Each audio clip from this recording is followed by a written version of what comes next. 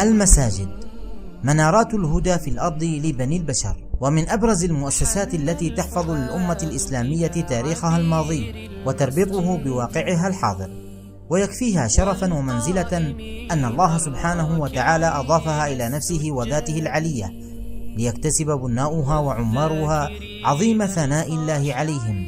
قال الله تعالى: إنما يعمر مساجد الله من آمن بالله واليوم الآخر وأقام الصلاة وآتى الزكاة ولم يخش إلا الله فعسى أولئك أن يكونوا من المهتدين.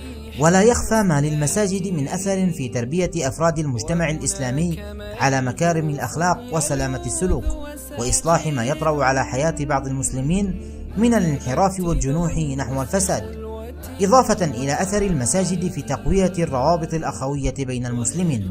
ولما كان للمساجد هذه المكانة العظيمة، فقد أصبحت على مدى التاريخ الإسلامي على قمة هرم المؤسسات الدينية، وكلما ازداد تعلق المسلمين بها صلح عليها أمر دينهم ودنياهم.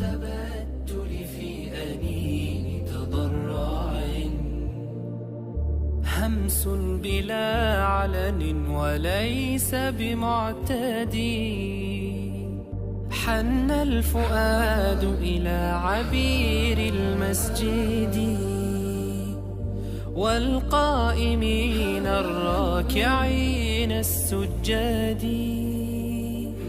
والذاكرين الخاشعين بروضات محفوفة بالطاهرين العباد.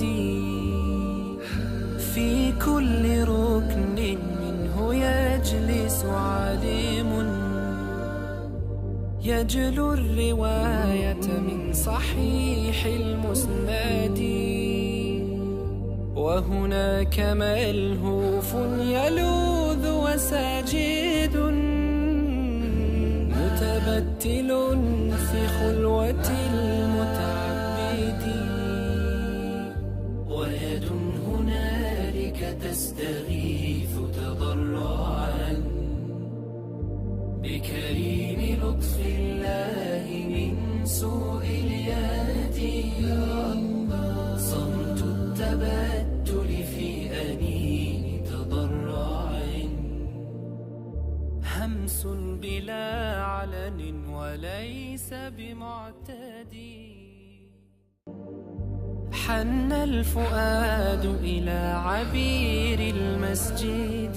وفي الأخير لا يسعنا بين يدي هذا المشروع المبارك إلا أن نبسط أكف الدعاء سائلين الكريم أن يكتب الأجر الجزيل والثواب المضاعف لمن رفع هذه المنارة التي تهتف بالوحدانية الخالصة لله تبارك وتعالى، متضرعين إلى الله أن يجعلها في ميزان حسناته، وأن يبارك له في ماله وعياله، وأن يمتعه ومن يعول بالصحة والسلامة وراحة البال، إنه ولي ذلك والقادر عليه.